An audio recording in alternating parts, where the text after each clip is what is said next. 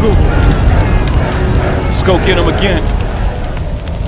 Welcome back to another episode of Samplin Samples. Today, all about Tom Ford and specifically the newest addition to the phenomenal ombre leather family. Now this one called Eau d'Ombre Leather. This is an eau de toilette, so they kind of went, they went like with Grey Vetiver, they kind of went backwards all over the place, right? You usually brands start with the eau de toilette and they move on to the EDP, among others.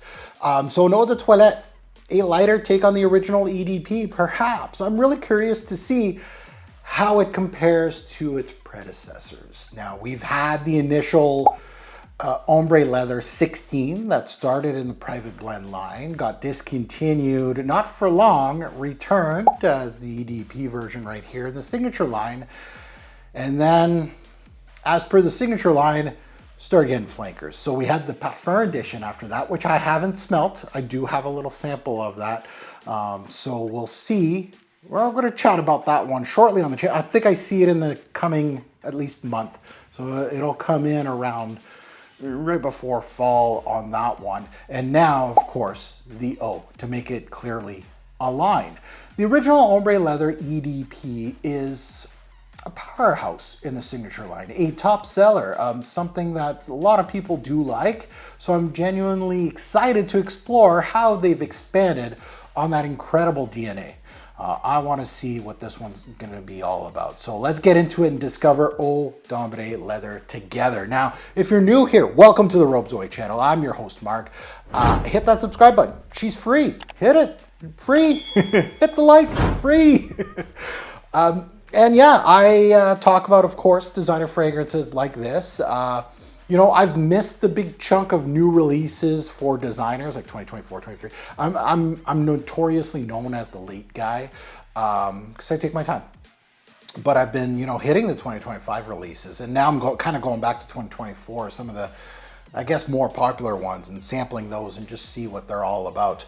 I do sample, I do unboxings, things like that. I'll talk about niche designers. I'm not bought and paid for, which is always a good thing. I don't get free bottles from brands. The only thing I don't do is dupes. I'm not touching that with a 10-foot pole. So if you subscribe to me, that's basically what you're gonna be getting. Much appreciated if you hit that like and that subscribe. To my regulars, welcome back to the channel. Welcome back to the videos. Hopefully, you know, you're clicking on this one because maybe you're interested in this one. We're gonna see. We're gonna delve into this one together and see what it's all about. Now let's go under the hood. Let's take a look at some stats on this one. Release date was last year, 2024. Nose behind this, Sonia Constant, which is a constant in the Tom Ford line, pun intended. She's a Givaudan nose that they utilize Givaudan noses. She built the original. She's also built a few from Tom Ford. I think the Noir Extreme, not the line, but the flankers, right? The Noir Extreme and all that for Tom Ford. Olivier Guillotine also joins in the party now with Sonia. Also a huge Tom Ford builder with scents like Tobacco Vanille, Tobacco Oud, the Vire series, just to name a few. So a couple familiar names to the Tom Ford brand, not newbies to the line. Now let's go take a look at the notes and see what we get into this one. Obviously, you know, what we're looking at is the leather note in here because it's in the name and that's what it's known for. But in the introduction, we have cardamom, ginger, and coriander. So, okay, the spice rack has opened up. Now we go into the mid and we got vanilla and leather. That's it. That is your backbone. Oof, that's your backbone.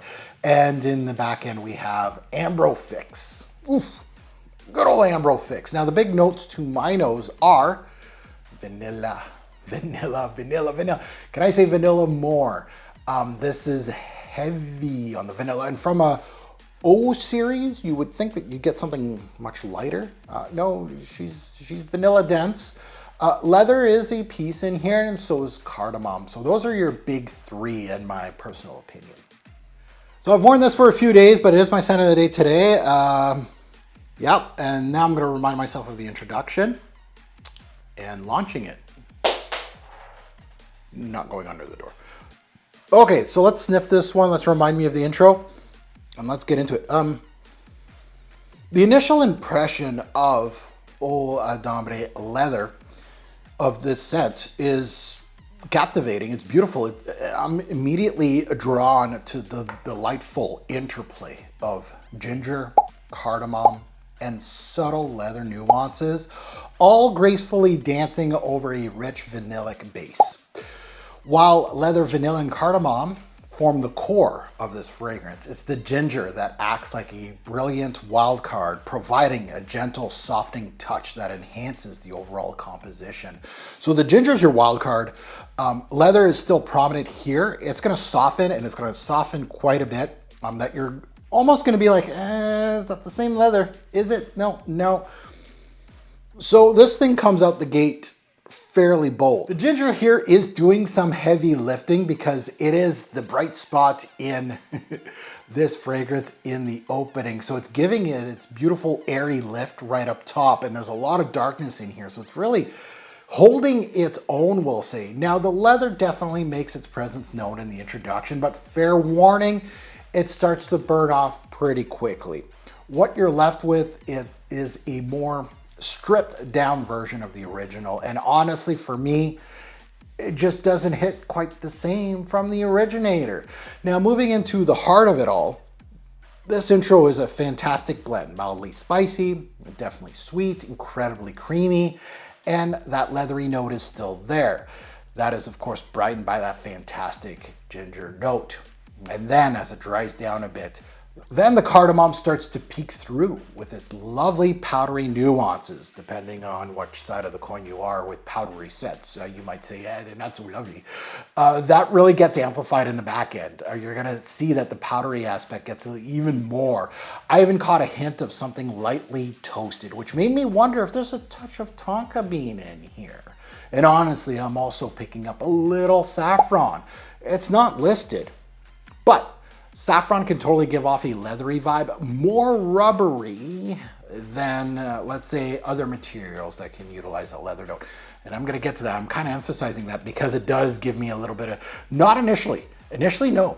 I mean, it really has that rough and tumble that I was kind of expecting from this. Like, I was like, oh, okay, where's this going? And then it just like fell off the cliff and it's something else. So keep that in mind. Finally, I think the coriander is playing a secret role here, kind of like a little spy here, really supporting the ginger on the fresher roll of things. It's super well hidden within those rich, leathery, and vanillic nuances. You might even catch a fleeting hint of citrus and a touch of pepper right up top. It's definitely from this little guy right here, but it's super faint, almost like a whisper. So the strongest pieces are the leather, the vanilla, with coriander, cardamom, ginger flanking them. So that is your introduction. Now, once the leather steps down a notch in the intro, and it won't take long, the vanilla takes center stage. At this point, I could really dissect the vanilla and see what it's all about. It's a creamy vanilla. It's a typical vanilla in the designer game, to be honest. Nothing crazy here as a vanilla note, so don't expect fireworks from it. And unfortunately, that is your primary in this release. Yeah, it is. So that is one thing to keep in mind. Now, I'm going to compare that vanilla to other things later on in this review, but not one of the best in the game. Now, the leather at this point is like a suede jacket scent profile with a tad rubbery aspect. So it almost goes to, authentic rough and tumble leather in the introduction, like just a little like 10% of the intro, and then boom, it turns into more like a rubbery, smoky thing. And then it goes suede-like more towards the whole dry down. So that's the, I would say, like the 3 stages of the leather in here, but the most prolific piece of the leather is the suede-like leather. So you're not getting that rough and tumble for a very, very long time. It's just right off the bat. So tad rubbery, which really makes me think it's from the saffron. And now you start seeing the cracks in the scent. It seems like you start losing more and more on your skin as the creamy vanilla starts dominating more and more with a powdery aspect. So this thing goes almost more white, almost grayish on your hand, and maybe with a little brown hue of the suede-like leather than a dark black thinking aspect. Now at this point, near the end of the introduction, something happened. I was like, I wrote it down twice, and I think, 1, 2, 3. I had 4 wearings of this. It was a bigger sample, of course it was a spray. Yeah, towards the end of the intro, not right away. Like once the leather goes a little rubbery and the coriander, the ginger kind of pull themselves away from the scent. Now it's getting more into the vanillic tone. Like right then and there, this little section of this fragrance, it reminded me, because of the heavy vanillic tones and the leather kind of going rubbery, it reminded me of Bulgari Black, the hockey puck of the fragrance game. I have it somewhere here. Didn't take it out for the review. Midnight in Paris, same thing. I should have taken it out for the review. Two beautiful bottles, very unique bottles. Great scents, by the way, but they do that thing for much longer than this. They do it off the cuff, like right off the bat.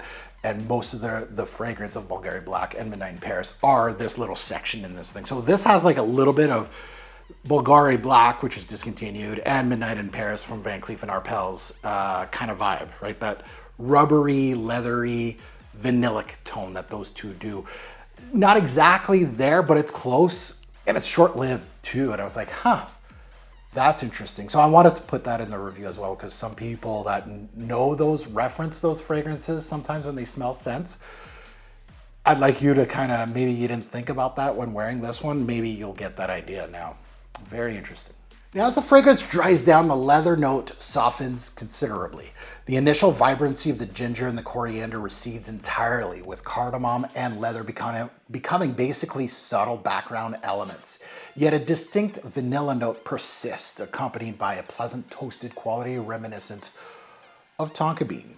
While this fragrance shares a vanillic backbone with YSL's Baby Cat, and it's often compared to it, it's important to note that Baby Cat features a significantly heavier spice profile. I feel like it has much more complexity than this scent. However, they have the exact same vanillic backbone, like a very generic vanilla backbone. This scent, in contrast, is not nearly as spice dominant in my personal opinion. Now you can look at it and go, well, there's cardamom, there's some herbal tendencies, there's the coriander, there's you named saffron, a note that's not even in the note breakdown. What are you talking about, Mark? But they're not as showstoppers. They're not as prominent. They're not big, bold, and they're not sticking around. They're not. They leave almost. The cardamom's the only one that's really has some depth to it in here. And you could say, well, that is, big cardamom, vanilla, yeah, same, right? Well, maybe.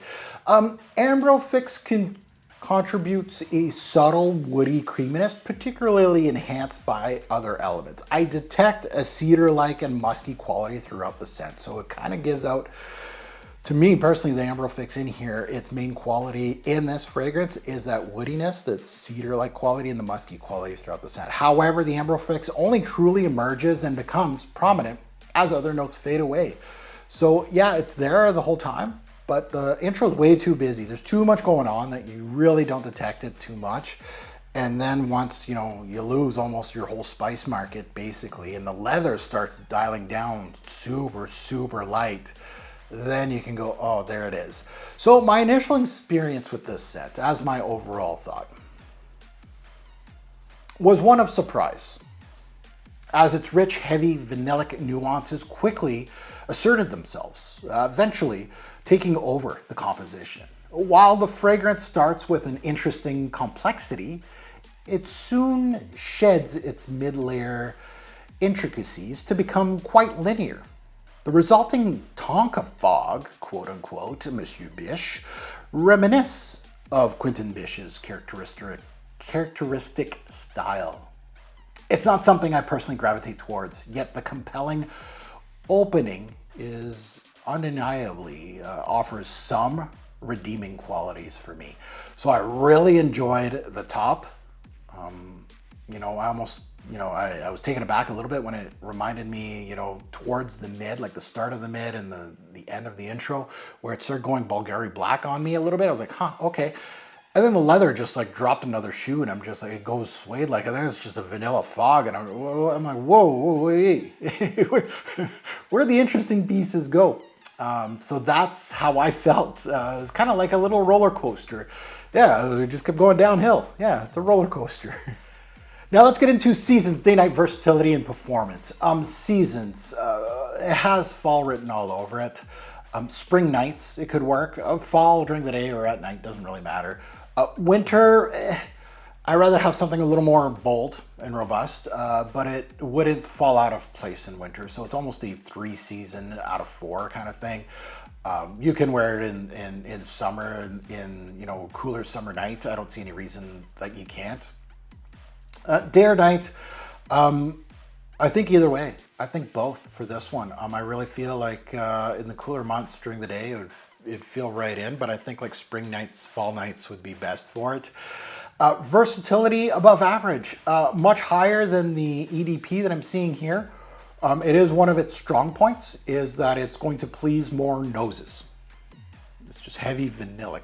Like if you're looking at this as a whole, I would say like 80% of this fragrance is vanilla. So more noses are going to be attracted to it. It makes just all kinds of sense. Performance, longevity was 8 to 10 hours, which is really good. Like it's past my 7 to 9 that I'm looking for in a fragrance, which is, eau de toilette, you'd be like, huh? No, they can last. And projections average, it's very solid as far as performance goes.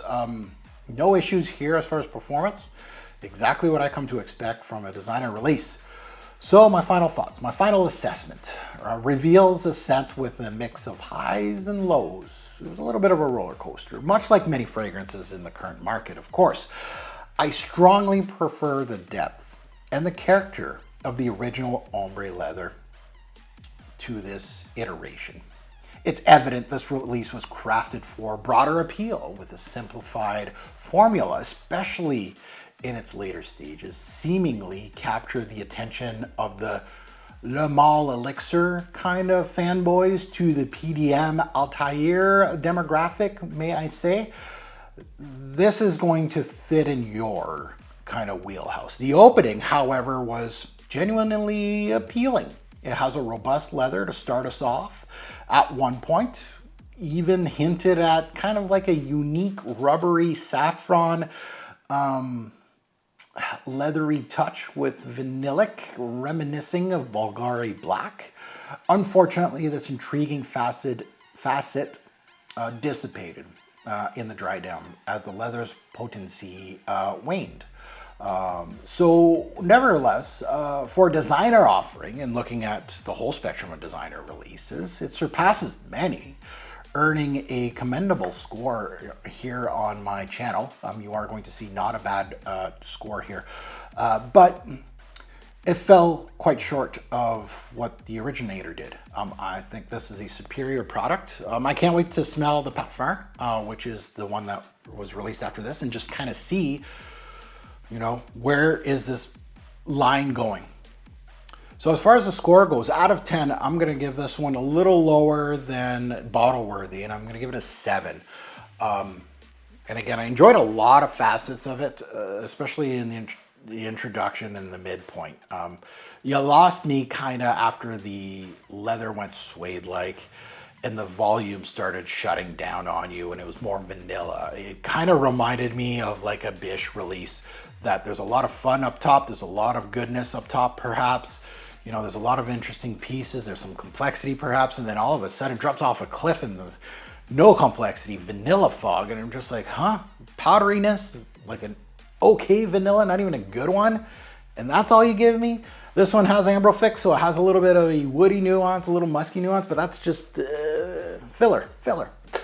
So a 7 is actually, I wouldn't say generous, going against some Jean-Paul Gaultier's and some Paco Rabanne's, this fragrance actually is much better than those. The score kind of reflects that, so a 7. Fairly good product. I would get it used. Like I wouldn't pay retail. I'm not searching it out.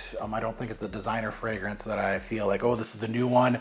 I feel like it's on par than this one and I feel like I could get it. No, I would get this as a collector, honestly, a Tom Ford collector, used. Somebody has a bottle partial, like a 50 ml like this, maybe like half of it, $80, sold. You start asking me 120 to 100, like once it hits the hundreds, I don't know if I would, honestly. It's better than a lot of the stuff, the Paco Rabanne, Jean-Paul Gaultier's that are retailing for 180 right now. That's for sure. I'd rather pay that for this product, but I don't know. Now that you heard my side, I'm really curious to know what you make of it. Share your thoughts on the comments below. Every perspective is valuable. Good, bad, and the ugly, right? You can say this is a 10, this is great, to this is garbage, this is another Tom Ford. Tom Ford is selling out. You know, you always, every Tom Ford video, it seems like there's at least 4 or 5 guys that would be like, Tom Ford sucks. Ever since Tom Ford left, Tom Ford sucks. Overpriced crap. It's always that. This is okay. It's a 7.